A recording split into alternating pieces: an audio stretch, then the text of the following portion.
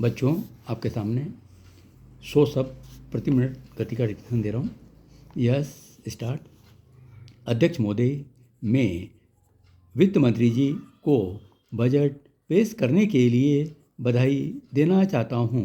इस साल बजट में कुछ नई दिशाएं दी गई हैं और पिछले साल की दिशाओं को आगे बढ़ाया गया है, परंतु जो लोग एक ही तरह से सोचने के आदी हो गए हैं, उन्हें कोई दूसरी दिशा दिखाई नहीं पड़ती है।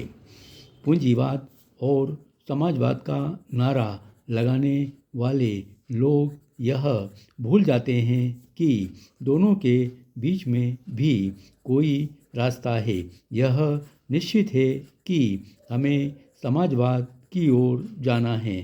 समाजवाद की ओर जाने के लिए एक ही बार में पूंजीवाद को खत्म करना असंभव है। किसी भी देश में, यहाँ तक कि जहाँ से साम्यवाद आरंभ हुआ, वहाँ भी पूंजीवाद को तुरंत खत्म नहीं किया गया। अब देखना यह है कि उस रास्ते की ओर हम जा रहे हैं या नहीं।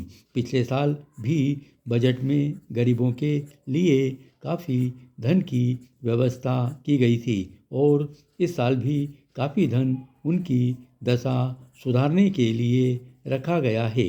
ये बात बिल्कुल साफ है कि हम साम्यवाद में विश्वास नहीं करते और न ही हम पूंजीवाद में विश्वास करते हैं। कारण यह है कि साम्यवाद में हम तानाशाही देखते हैं और पूंजीवाद में भी मनुष्य का पूरा विकास नहीं हो पाता है। इसलिए हमने ऐसा रास्ता खोजा है जिससे मनुष्य का पूरा विकास हो सके। इस नई कोशिश में भले ही कुछ देर लगे, लेकिन हमें इसके लिए लगातार कोशिश करते जाना है। इस नई कोशिश में उन लोगों का विश्वास नहीं हो सकता जो तानाशाही के आदी हैं। जिन लोगों को तानाशाही के अलावा दूसरा कोई रास्ता दिखाई नहीं देता है, ऐसे मेरे भाई यही समझते हैं कि समाजवाद की स्थापना भी तानाशाही के द्वारा ही हो सकती है। परंतु ये लोग भूल जाते हैं कि तानाशाही के द्वारा कहीं भी मनुष्य द्वारा मनुष्य के शोषण का अंत नहीं हुआ है। जहाँ तक रूस का सवाल है, जहाँ तक चीन का सवाल है, वहाँ पर भी यह साबित हो चुका है कि मनुष्य द्वारा मनुष्य के शोषण का अंत नहीं हुआ है। लेकिन हम उनकी नकल नहीं करना चाहते हैं, हम उनसे भी आगे बढ़ना चाहते हैं। इसलिए हम ऐसी व्यवस्था खोज रहे हैं जो हमारे देश के लिए उपयोगी हो और जिससे हमारा देश तेज़ी से आगे बढ़ता जाए।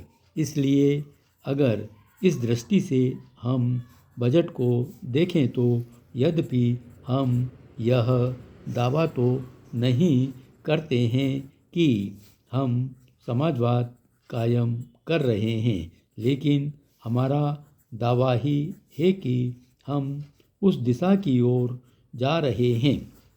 कुछ समय पहले बांग्लादेश के सभी नागरिकों की आज़ादी खतरे में पड़ी थी।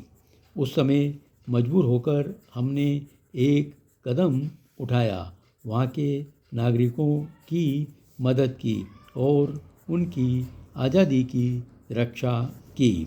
लेकिन हम यह नहीं मानते कि हमने अकेले ही उनकी आज़ादी की रक्षा की।